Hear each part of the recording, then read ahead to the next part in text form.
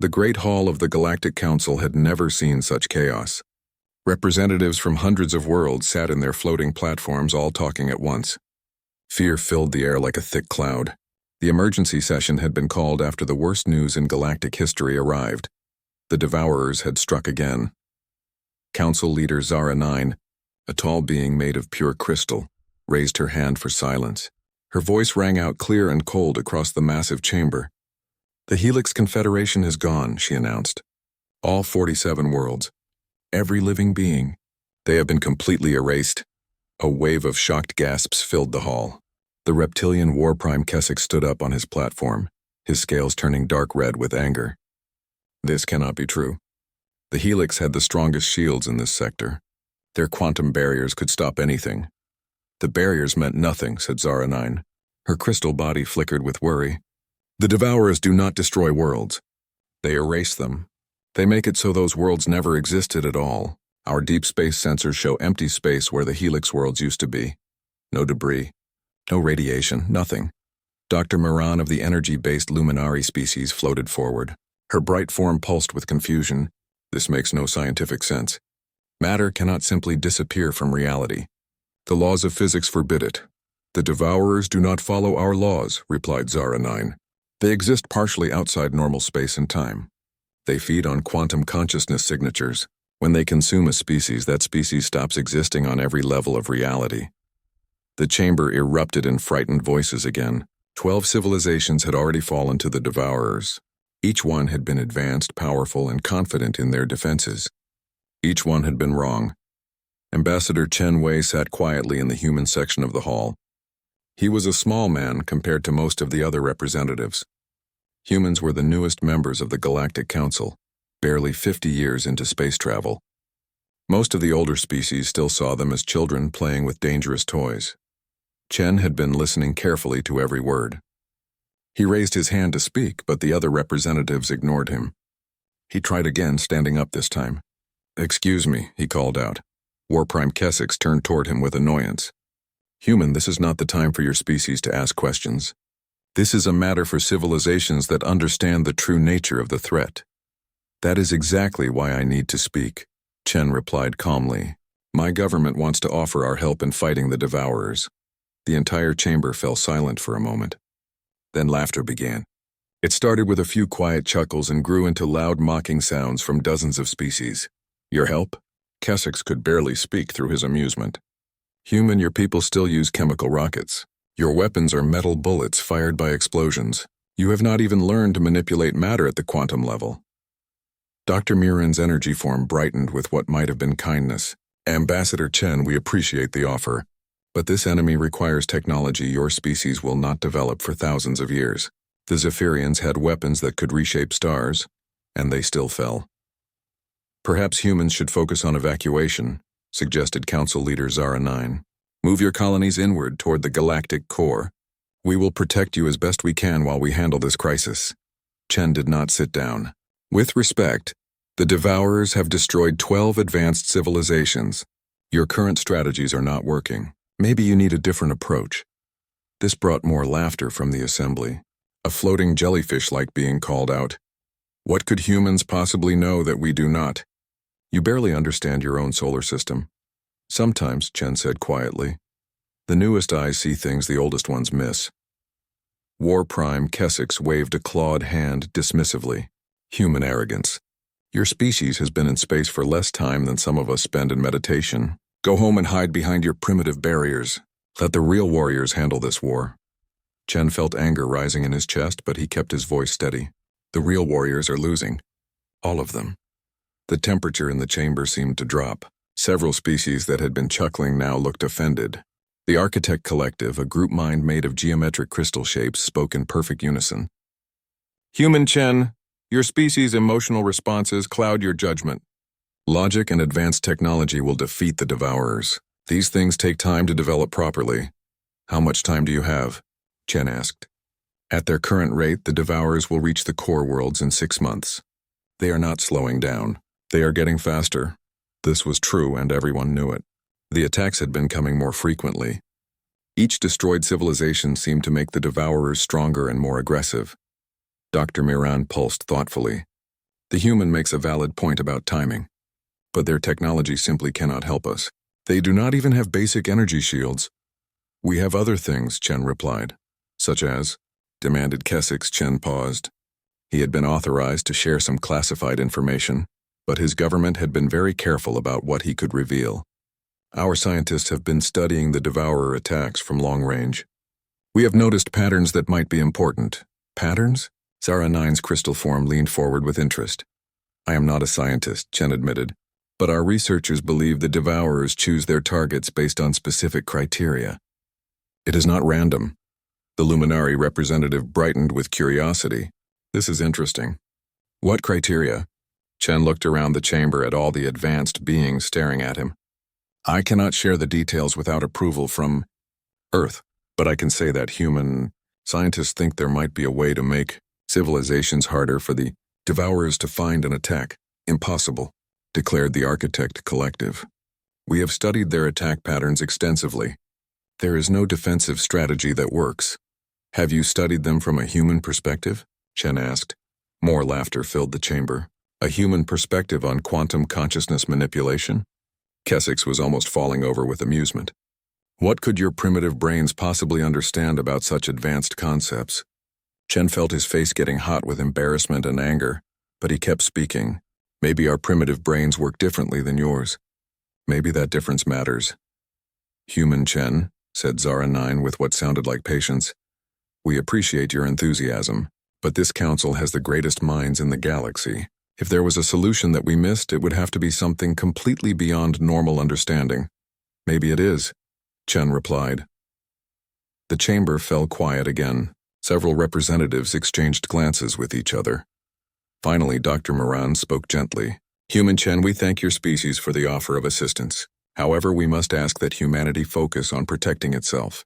Evacuate your outer colonies. Build stronger defenses around Earth. Leave the fighting to those equipped for it. Chen sat down slowly. He had tried. His government had expected this response, but they had wanted to make the offer officially. Now he would return to Earth with the message that humanity was on its own. As the Council moved on to discuss military strategies involving technologies humans had never heard of, Chen activated his personal communicator. The message he sent was simple. They said no. Proceeding with option 2. Back on Earth, Dr. Sarah Kim read the message in her small laboratory aboard the research ship orbiting Jupiter. She had been hoping the galaxy's advanced civilizations would listen to reason. Now humanity would have to prove its theories the hard way. She looked at her computer screen showing data from the latest Devourer attack. The patterns were so clear to her human mind. Why could the advanced species not see what was right in front of them? Maybe, she thought, that was exactly the problem. They were too advanced to see the simple truth. The Devourers were coming, and the galaxy's greatest civilizations were helpless against them. But humans had always been good at finding new ways to solve old problems. It was time to show the galaxy what primitive thinking could accomplish. Dr. Sarah Kim stared at her computer screen for the 100th time that day. The small research lab aboard the ship UES Defiance was cramped and filled with outdated equipment by galactic standards. But it was home. She had been studying the Devourer attacks for 3 months now, ever since the Galactic Council had politely told humanity to stay out of the war. The data showed something that made her heart race with excitement and terror. She had found a pattern that the galaxy's greatest minds had completely missed. Computer, show me the quantum consciousness readings from the Helix attack again, she said aloud. The screen filled with complex wave patterns and energy signatures. To most people it would look like random noise, but Sarah had spent years studying human brain patterns and she saw something different. Now overlay the Zephyrian attack data, she commanded. More patterns appeared, layered over the first set. The similarities were impossible to ignore. Sarah leaned back in her chair and rubbed her tired eyes. She had been right. The Devourers were not attacking random targets. They were hunting based on consciousness patterns. The door to her lab slid open with a soft hiss. Captain Miller stepped inside, looking concerned. Dr. Kim, you have been in here for 18 hours straight. The crew is starting to worry about you. Sarah turned around with wild excitement in her eyes. Captain, I found it. I know how the Devourers choose their targets. Miller raised an eyebrow. He was a career military man who had learned to be skeptical of scientific breakthroughs that sounded too good to be true. Found what exactly? The pattern, Sarah said, pointing at her screen. Look at this data. Every species the Devourers have attacked shares the same type of quantum consciousness signature. It is like a fingerprint, but for an entire civilization. The captain looked at the screen without understanding what he was seeing. Explain it in simple terms, Doctor. Sarah took a deep breath and organized her thoughts. Okay, imagine consciousness creates ripples in space-time like dropping stones in a pond. Advanced civilizations create very specific, organized ripples.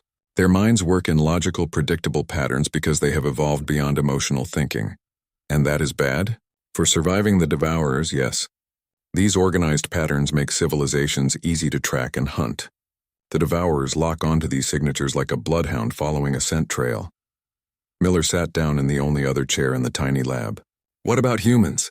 What do our consciousness patterns look like? Sarah smiled, but it was not a happy expression. That is the interesting part. Human consciousness is chaotic. We think with emotions, we make irrational decisions, we contradict ourselves constantly. Our quantum signature is a mess. I am not sure if I should be insulted or not. Do not be insulted. That chaos might be what saves us. Sarah turned back to her computer and pulled up another set of data. Look at this reading from Earth. Billions of human minds all thinking different thoughts, feeling different emotions, making random decisions. The quantum pattern is so scrambled that it barely registers on standard sensors.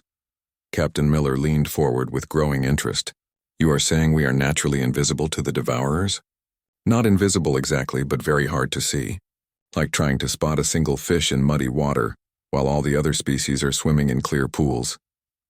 Sarah stood up and began pacing around the small lab. Her excitement was building as she explained her discovery. But I found something even more important. Under extreme stress, human consciousness patterns do not just stay chaotic. They become something completely different.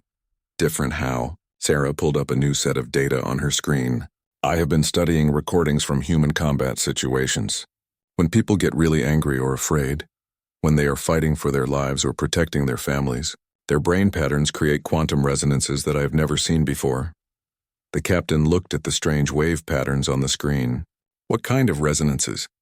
The kind that might actually hurt beings who exist in quantum space, Sarah said quietly. Captain, I think human emotions under extreme stress create quantum storms, and I think those storms operate on the same dimensional level where the Devourers are vulnerable. Miller was quiet for a long moment, processing what he had heard. Finally, he spoke. Doctor, are you telling me that getting really angry might be a weapon against these things? I am telling you that human emotion might be the only weapon that works against them, Sarah replied. Every advanced species has evolved beyond strong emotions. They think logically, they make rational decisions, they control their feelings. That makes them easy prey. But humans still get mad, sad, scared, and stubborn. Exactly. We kept all the messy, irrational parts of consciousness that other species threw away, and those messy parts might be what the universe needs right now. Captain Miller stood up and activated his communicator. I need to contact Admiral Torres immediately. This information needs to reach Earth Command. Sarah nodded, but her expression was troubled. Captain, there is something else. Something that worries me. What? The data shows that these quantum storms only happen under extreme emotional stress.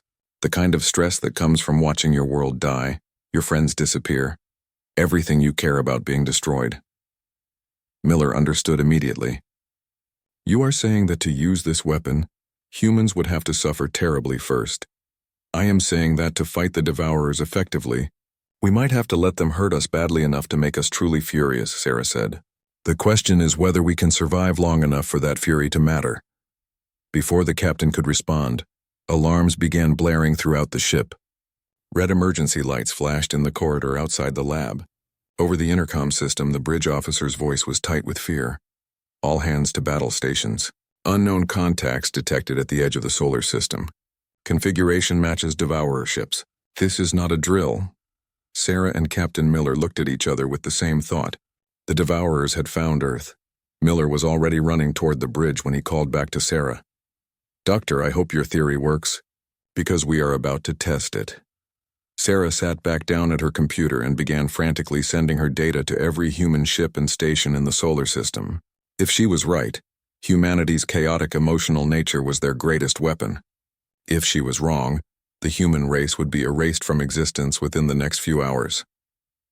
As the UES Defiance began moving toward Earth to join the defense fleet, Sarah pulled up one more set of data on her screen. It showed the quantum consciousness patterns from humans under extreme stress. The waveforms were unlike anything in the galactic database. They were wild, unpredictable, and surprisingly powerful. She thought about all the advanced civilizations that had fallen to the Devourers. They had been logical, organized, and technologically superior. They had also been completely helpless.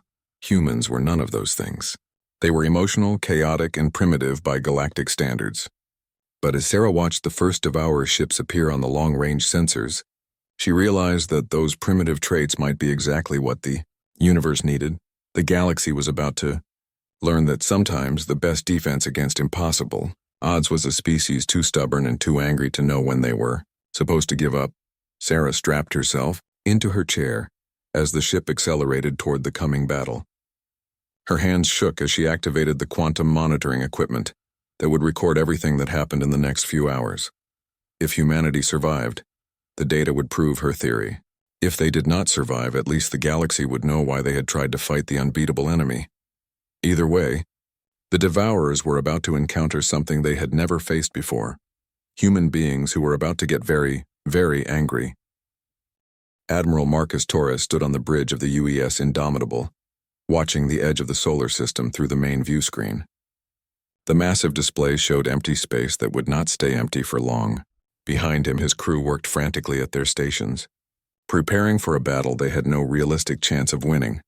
"Admiral, long-range sensors are picking up quantum distortions near Jupiter," reported Lieutenant Commander Park from her position at the science station. "The patterns match what we saw in the recordings from the Helix attack." Torres nodded grimly. He had studied those recordings many times. 12 advanced civilizations had faced the Devourers with confidence and superior technology. All 12 had been erased from existence so completely that the universe forgot they had ever lived. Now it was humanity's turn. "How long until they reach Earth?" Torres asked. "At their current speed, approximately 6 hours," Park replied. "But Admiral, their ships are not following normal physics. They could appear anywhere at any time." Torres looked around his bridge at the faces of his crew. They were afraid, but they were ready to fight. The human fleet was tiny compared to what the Zephyrians or the Helix had commanded. 43 ships in total, most of them built with technology that the advanced species considered primitive. "Communications. Patch me through to all ships in the fleet," Torres ordered. "Channel open." "Sir." Torres took a deep breath before speaking. "This is Admiral Torres to all ships. You know why we are here. The Devourers have come to Sol system, and the Galactic Council has written us off as too primitive to matter. They think our weapons cannot hurt these things. They think our ships are too slow and our shields too weak." He paused, looking out at the stars where humanity's enemies were approaching. "They might be right about our technology, but they do not understand what makes humans dangerous. We do not give up. We do not surrender, and we do not let monsters hurt our families without a fight." Across the fleet, 43 captains listened to their admiral's words. In the engine rooms and weapon bays, thousands of crew members stopped their work to hear him speak. "Dr. Kim has shared her research with all of you," Torres continued. "She believes that human consciousness might be the key to fighting these things. I do not pretend to understand the science, but I understand the basic idea. When humans get angry enough, when we fight hard enough, something changes in how our minds work, something the Devourers have never encountered before." On the research ship UES Defiance, Dr. Sarah Kim watched her quantum monitoring equipment as Torres spoke. The patterns were already shifting. Across the fleet, human consciousness was becoming more focused, more intense. "I'm not going to lie to you," Torres said over the fleet communications. "We will probably die today. But if Dr. Kim is right, we might take these monsters with us. And if we can do that, if we can stop them here, then every other species in the galaxy will be safe." The first visual contact came 20 minutes later. Space itself seemed to bend and twist as the Devourer ships emerged from whatever dimension they used for travel. The human sensors could barely track them. They were geometric impossibilities that hurt to look at directly, shapes that existed in too many dimensions for normal space. "Jesus Christ," whispered someone on the bridge. Torres counted 12 enemy ships, each one larger than anything in the human fleet. They moved without any visible propulsion, gliding through space like predators swimming through dark water. All ships attack formation Omega, Torres commanded. Target the lead ship and fire everything we have. The human fleet opened fire with every weapon they possessed. Fusion missiles streaked through space toward the Devourer ships. Kinetic projectiles traveled at significant fractions of light speed. Energy beams that could cut through asteroids lanced out from human weapons. All of it passed harmlessly through the enemy ships. "No effect, Admiral," reported the weapons officer. "Our attacks are not even registering on their hulls." Torres had expected this, but seeing it happen was still devastating. "Continue firing. Make them notice us." The Devourers responded by targeting the human destroyer UES Courage. A beam of something that was not quite light and not quite energy reached out from the lead enemy ship. When it touched the Courage, the destroyer simply stopped existing. Not destroyed, not vaporized, not broken apart. It just was not there anymore. Torres felt something cold and terrible in his stomach. He had known Captain Rivera since flight school. They had served together for 15 years. But when he tried to remember her face, he could not quite do it.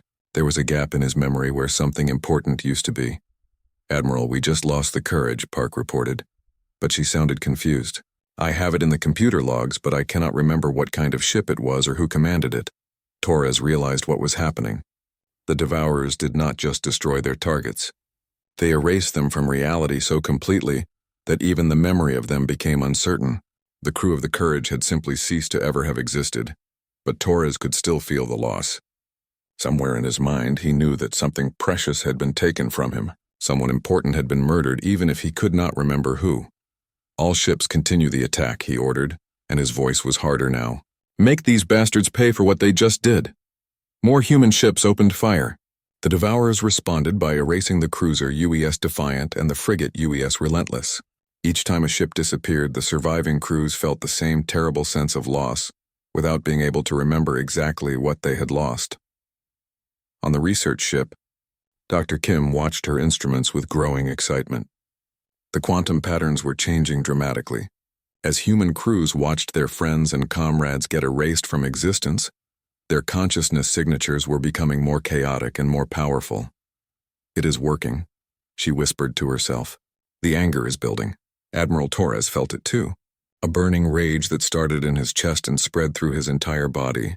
These things were not just killing his people. They were stealing them from reality itself, making it so they had never existed at all. "Weapons, target that lead ship and keep firing," he growled. "I do not care if our attacks do nothing. I want those monsters to know we are here." The UES Indomitable's main guns fired continuously, sending fusion warheads toward the enemy. The missiles passed through the Devourer ship without effect, but Torres did not care. Each shot was an act of defiance. Then the Devourers made their mistake. Instead of erasing the human flagship quickly, they began to toy with it. The lead ship moved closer, as if studying this primitive species that refused to run away. Torres could see details of the enemy vessel now. It was covered in symbols that seemed to shift and change when he looked at them. Parts of the hull existed in dimensions his eyes could not properly perceive. It was a ship designed by beings who had long ago stopped thinking like anything humans would recognize as alive. "You want to see what we are made of?"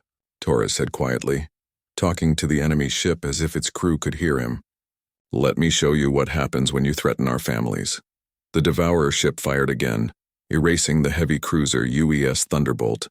Torres felt another hole torn in his memory, another friend stolen from existence. But this time, instead of just feeling loss, he felt something else. Pure, burning hatred. Around the fleet, the same emotion was spreading through every human crew. They were watching their species being slowly erased from reality, and something primal and furious was awakening in response. Dr. Kim's instruments registered quantum readings unlike anything in the galactic database. Human consciousness under extreme stress was creating patterns that operated on dimensions the Devourers used for travel and attack. The real battle was about to begin. Dr. Sarah Kim gripped her chair as the UES Defiance shook from the battle raging around them.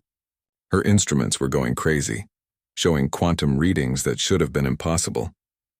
On her main screen, she watched the energy patterns created by human consciousness shift into something that made her heart race with equal parts terror and hope. "Captain Miller, you need to see this," she called out over the ship's communication system. Miller's voice came back strained with battle stress. Doctor, we are a little busy right now. 3 more ships just got erased and the Devourers are closing in on our position. That is exactly what I need to tell you about, Sarah said, her eyes fixed on the data streaming across her screens. The erasures are not weakening us. They are making us stronger. She pulled up a real-time display of quantum consciousness patterns from across the human fleet. What she saw made her gasp with amazement. Every time the Devourers erased a human ship, the quantum signature from the surviving crews became more intense, more chaotic, and more powerful. The humans were not just getting angry. They were getting angry in a way that was affecting the fundamental structure of reality around them. Computer, analyze the quantum distortion levels around the human fleet, she commanded. The results appeared on her screen immediately. Space itself was becoming unstable in a sphere around the human ships. The same dimensional barriers that protected the Devourer ships were starting to break down. On the bridge of the UES Indomitable, Admiral Torres felt something he had never experienced before. The rage burning inside him was beyond normal human emotion. It was something primal and absolute that seemed to connect him to every other human in the fleet. Admiral, we are getting strange readings from the enemy ships, reported Lieutenant Commander Park. Their quantum stability is fluctuating. Torres looked at the main screen where the Devourer ships continued their systematic destruction of the human fleet. But something was different now. The enemy vessels seemed less solid, less certain than they had been before. What kind of fluctuations? He asked. It is like they are having trouble staying in normal space, Park replied, confusion clear in her voice. The same technology that makes them immune to our weapons is becoming unstable. Torres felt a grim smile cross his face. Dr. Kim was right. Our anger is hurting them. He activated the fleet communication system again. All ships, this is Admiral Torres. The enemy is starting to show damage from our presence alone. Do not let up the attack. Make these bastards feel every ounce of human fury. Across the fleet, the message was received with a roar of approval from thousands of crew members. They had been watching their friends and comrades get erased from existence. And now they learned that their rage was actually hurting the monsters responsible. The quantum storms intensified. On the research ship, Dr. Kim watched her instruments register energy patterns that should not have been possible. Human consciousness under extreme emotional stress was creating resonances that operated on multiple dimensions simultaneously. The effect was spreading beyond individual ships to encompass the entire battle area. This is incredible, she whispered to herself. Human emotion is becoming a weapon that works on the same level where the Devourers exist. But the most amazing discovery came when she analyzed the consciousness patterns from crews whose ships had been erased. The quantum signatures of those lost humans did not simply disappear.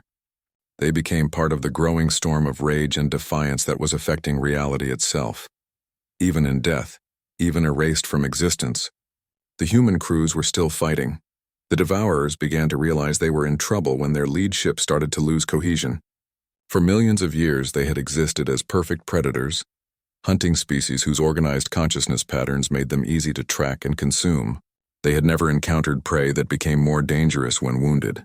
The ship that had been toying with the human fleet suddenly pulled back, its hull flickering between dimensions as reality became uncertain around it. For the first time in their existence, the Devourers experienced something completely alien to them: fear. Admiral Torres watched the enemy retreat with savage satisfaction. They are scared, he said to his bridge crew. Good. They should be. The Devourer ships tried to coordinate a new attack, but the quantum storms created by human rage were interfering with their ability to exist in normal space. Ships that had been immune to every weapon known to galactic science were now struggling to maintain their basic structural integrity. Admiral, I am reading massive quantum distortions throughout the solar system, Park reported. The effect is spreading along every dimensional pathway the Devourers use for travel. Torres nodded. He could feel it too, a connection to something larger than himself. Every human in the fleet, every person on Earth, every colonist on Mars and the outer worlds, they were all part of the same burning need to protect their species from extinction. The Devourers made one final attempt to destroy the human fleet before retreating. They focused all their remaining power on the UES Indomitable, trying to erase Admiral Torres and his crew from reality. But when their erasure beam struck the flagship, something unprecedented happened.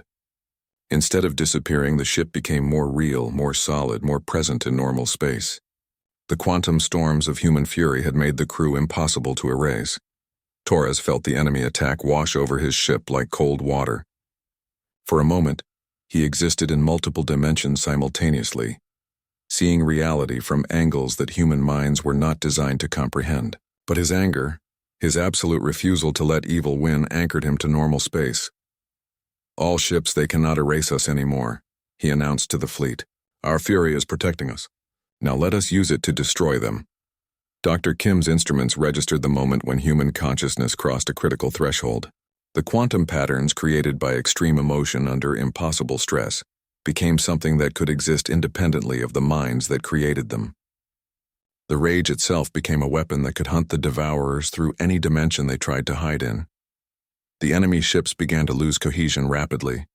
Their hulls flickered and wavered as reality became hostile to their existence. The same interdimensional nature that had made them invulnerable was now making them vulnerable to a force they had never encountered before. Human stubbornness weaponized at the quantum level. One by one, the devourer ships started to simply fade away, not destroyed by conventional weapons, but erased by the same force they had used to destroy so many civilizations.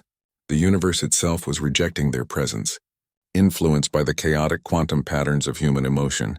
But Torres realized that the effect was not limited to the ships attacking Earth. The quantum storms were spreading along every dimensional pathway the devourers had ever used, following them back to their home territories like a virus spreading through their transportation network. "My God," he whispered, understanding what was happening. "We are not just fighting the ships here. We are fighting all of them, everywhere." The battle for Earth had become something much larger. It had become the final war between an ancient evil and a species too angry to die quietly. The quantum storms reached their peak 6 hours after the first devourer ship had entered the solar system. Dr. Sarah Kim watched her instruments record energy, patterns that redefined what she thought was possible. Human consciousness, pushed beyond every limit by watching their species face extinction, had become something that existed independently of normal space and time. "Computer, show me the dimensional pathway analysis," she commanded. The display filled with a three-dimensional map showing the network of quantum tunnels the devourers used to travel between star systems. What Sarah saw made her gasp with amazement and horror. The storms of human rage were spreading along every pathway, racing toward every corner of space where the devourers had ever existed. It was not just the ships attacking Earth that were being affected. The quantum virus of human fury was hunting down the entire species. On the bridge of the U.S. Indomitable, Admiral Torres felt a strange sensation, as if he was connected to something vast and terrible. The anger that had started as personal rage over watching his friends get erased had grown into something cosmic in scope. "Admiral, we are getting reports from our deep space monitoring stations," Lieutenant Commander Park announced. "The quantum distortions have reached the helix sector. The readings are impossible." "Show me," Torres ordered. The main screen displayed sensor data from 40 light-years away. In the space where the Helix Confederation had once existed, reality was rebuilding itself. Planets, stars, entire civilizations were flickering back into existence as the quantum storms reversed the devourer's erasure. "They are coming back," Park whispered in amazement. "The civilizations that were erased are returning to reality." Torres felt a fierce joy burning in his chest. The devourers had not just killed those species. They had stolen them from existence itself. But human rage was proving stronger than even that ultimate violation. Across the human fleet, crews watched in stunned silence as their sensors showed the impossible. Everywhere the quantum storms touched, the damage caused by the devourers was being undone. Not just stopped, but completely reversed. Dr. Kim's instruments registered the moment when the effect reached critical mass. The consciousness patterns created by human emotion had become self-sustaining, spreading faster than light along dimensions that existed outside normal physics. What had started as Earth's last desperate defense had become a wave of restoration, sweeping across the galaxy. "Captain Miller, you need to see this data," Sarah called out. "The quantum resonance has reached the devourer home territories." On her screen, She watched readings from sensors placed throughout the galaxy by various civilizations. In the dark regions of space where the Devourers had originated, something unprecedented was happening. The ancient species that had terrorized the galaxy for millions of years was experiencing their own erasure. But unlike their victims, the Devourers were not being gently removed from reality. They were being torn apart by forces they had never imagined could exist. Human consciousness, driven to its absolute limits by the need to protect home and family, had become something that the universe recognized as more real than the creatures trying to destroy. Admiral Torres felt the moment when the last Devourer ship in the solar system lost cohesion and faded from existence. But instead of relief, he felt the quantum storms growing stronger. The effect was no longer under human control. It had become a force of nature that would not stop until every trace of the Devourer species was eliminated from reality. "Admiral, we are getting communications from across the galaxy," reported the ship's communications officer.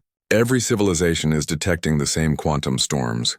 The Devourers are being erased from existence everywhere simultaneously." Torres nodded grimly. He had wanted to protect Earth, but the weapon they had unleashed was far more powerful than anyone had imagined. Human rage, amplified by quantum consciousness effects, had become an absolute force that rejected the very concept of the Devourers existing. The process took 18 hours to complete. As humanity watched through sensors and communication networks, an entire species that had terrorized the galaxy for eons was systematically removed from reality. Not just killed, but erased so completely that the universe forgot they had ever existed. When it was over, the quantum storms began to fade.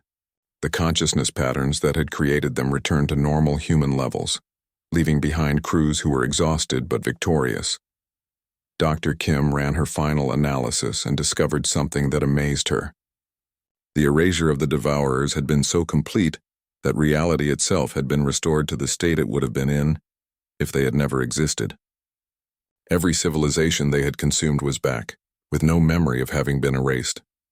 Every world they had destroyed was whole again. From the perspective of the rest of the galaxy, the Devourers had simply never been.